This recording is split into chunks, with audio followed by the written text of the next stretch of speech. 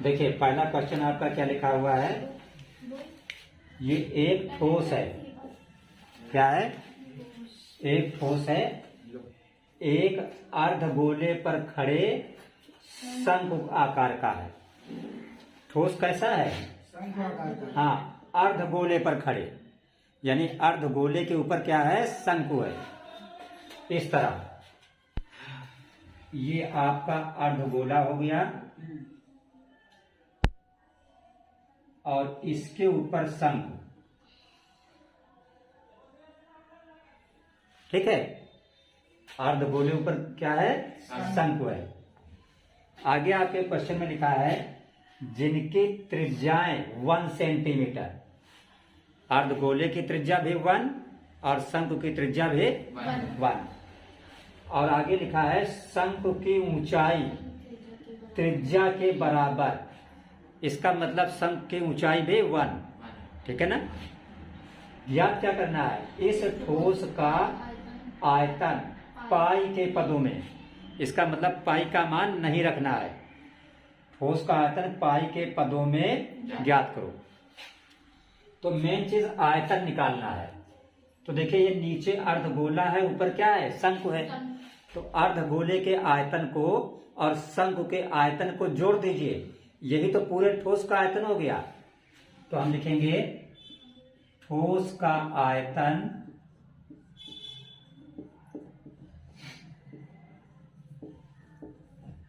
बराबर, इसमें दो चीजें हैं, एक है अर्धगोला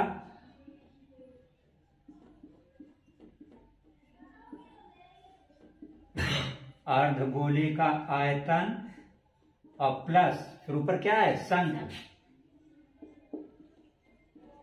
शंकु का आयतन। तो अर्धगोले के आयतन का सूत्र क्या होता है? हाँ, 2/3 पाई आर क्यूब प्लस शंकु के आयतन का सूत्र क्या होता है? हाँ, 1/3 पाई आर स्क्वायर एच। इस सवाल में त्रिज्या आर जो है वो है 1 सेंटीमीटर और ऊंचाई त्रिज्या के बराबर है, तो एच भी हो गई 1 सेंटीमीटर। तो देखिए कॉमन क्या है? यहाँ भी नीचे 3 है, यहाँ भी नीचे 3 है और पाई इसमें भी है, पाई इसमें भी है। तो पाई बटे 3 क्या हो गया? कॉमन हो गया। देखिए यहाँ पे आर क्यूब मतलब आर 3 बार, यहाँ पे आर स्क्वायर आर 2 बार, तो आर स्क्वायर हो गया कॉमन। तो यहाँ से ये 2 बचा, पाई तो बाहर है, एक आर बचा, प्लस ये 3 बाहर है, पाई भी बाहर है, आर स्क्वायर भी बाहर है, तो यहाँ से सिर्फ एच बचा। एच क्या बचा? एच। अब मान रख देंगे पाई बटे 3, ये पाई है, आर स्क्वायर, आर का मतलब 1, तो 1 का स्क्वायर, ब्रैकेट में 2r, आर की जगह पे 1 प्लस एच, एच की जगह पर भी 1। तो 1 का स्क्वायर करोगे 1 ही होगा, 1 का पाई में गुणा होगा तो पाई हो जाएगा। बटे नीचे क्या है? 3। यहाँ पे कोई चिन्ह नहीं तो गुणा का चिन्ह, 1 का 2 1 कम 2 प्लस 1, 2 में 1 जोड़ोगे क्या हो जाएगा? 3। ये नीचे का 3 ऊपर का 3 कैंसिल हो गया, तो क्या बचा? पाई। अब चूंकि आयतन है, ये क्या है? तो आयतन की इकाई क्या होती है? घन। तो पाई घन सेंटीमीटर, ये इस क्वेश्चन का क्या हो गया? आंसर हो गया। देखिए दूसरा क्वेश्चन आपका है, एक गुलाब जामुन में उसके आयतन की 30% चाशनी है, 45 गुलाब जामुन में कितनी चाशनी होगी? यदि प्रत्येक गुलाब जामुन बेलनाकार है जिसके दोनों सिरे कैसे हैं? अर्धगोलाकार। इसकी लंबाई है 5.8 सेंटीमीटर और व्यास है 2.8 सेंटीमीटर। तो देखिए आप चित्र बनाएंगे,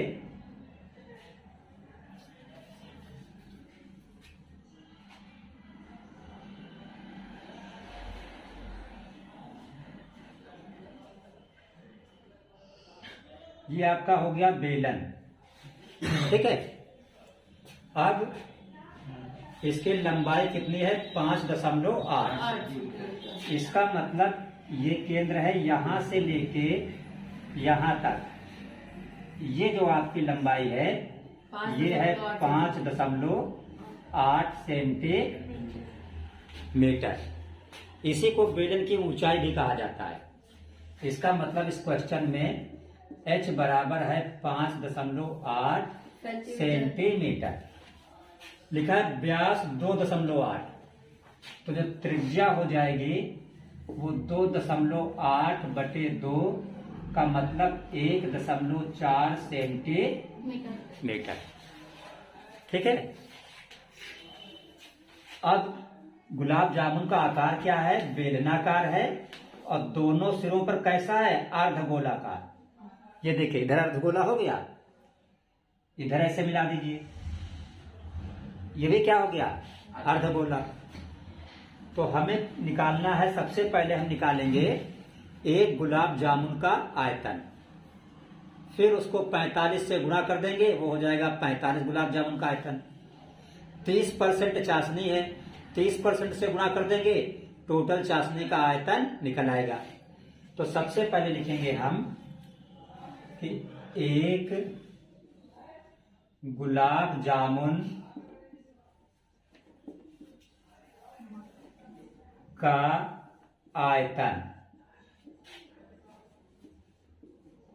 बराबर, अब गुलाब जामुन में दो चीज हैं, एक बेलन है और 2 अर्धवृत्त है। तो 2 अर्धवृत्त मिला के पूरा एक वृत्त बन जाएगा कि नहीं? सॉरी, वृत्त नहीं, गोला बोलो यहाँ पे। 2 अर्ध गोला मिला के पूरा एक गोला बन जाएगा कि नहीं? क्योंकि त्रिज्या दोनों की सेम है, 1.4 है। तो हम लिखेंगे एक गुलाब जामुन का आयतन बराबर बेलन का आयतन प्लस गोले का आयतन।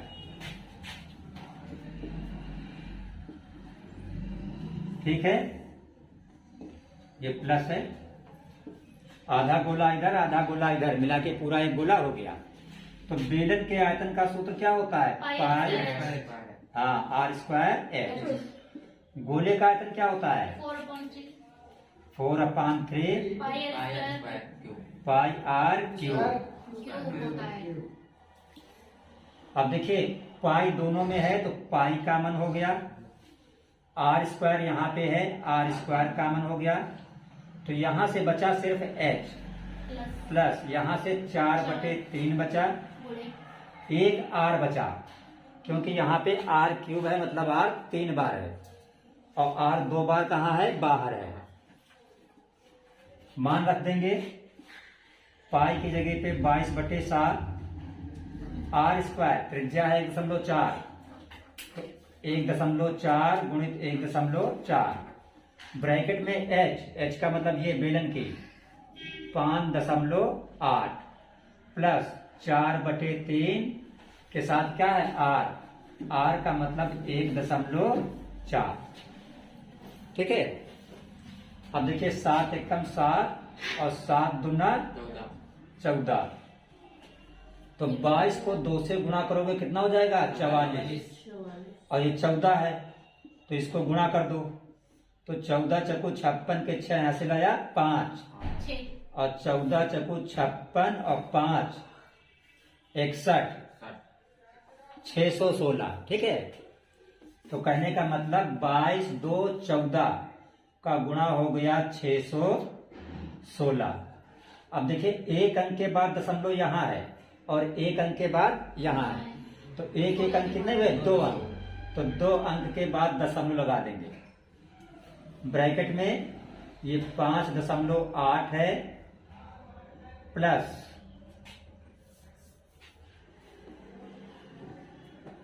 14 को 4 से गुणा करोगे तो 5.6 हो जाएगा और बटे नीचे क्या है? 3, तो बराबर 6.16। इसका तिरछा गुणा हो जाएगा, 3 अट्ठे 24 के 4 असलिया 2 और 3 बचे 15 और 2 17 प्लस 5.6 और बटे नीचे कितना है ये 3। ठीक है, अब इसको इधर हल कर लो। ये 6.16 है गुणित 17.4 में 5.6 अगर जोड़ो तो 6 4 10 का 0 हासिल आया 1, 7 5 12 11 का 3 हासिल आया 1, 1 1 2, 23.0 यानी 23 हो जाएगा। 17.4 और 5.6 का जोड़ कितना हो जाएगा 23। और नीचे क्या है 3 बटे 3। ये क्या आया, एक गुलाब जामुन का आयतन।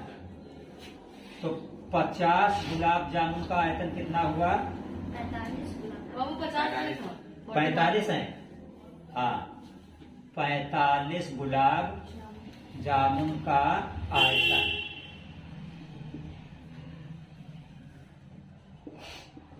तो इसको 45 से गुणा हो जाएगा। 6.16 गुणित 23 बटे 3 गुणित 45। 3 से 45 कट जाएगा, 15 हो जाएगा। ठीक है, तो अब चाशनी का आयतन 45 गुलाब जामुन का आयतन निकल आया। अब हमको निकालना है चाशनी का आयतन। तो चाशनी कै परसेंट है 30%। तो ये जो 6.16 गुणित 23 गुणित 15 और गुणित 30%। तो परसेंट में बटे नीचे क्या होता है 100। तो 30 बटे 100। ये 0 इस 0 से काट देंगे। ठीक, 5 दूना 10 और 5 3 15। ठीक है, 2 एकम 2 और यहाँ 2 3 6.1 में भाग नहीं जाएगा 0, 2 अट्ठे 16। तो ठीक है, ये 3 का 3 में गुणा करोगे 9 हो जाएगा। 9 को 3 से गुणा करोगे, फिर जो आएगा उसको 3.08 से गुणा करोगे, तो आपका आंसर 338 घन सेंटीमीटर बन जाएगा।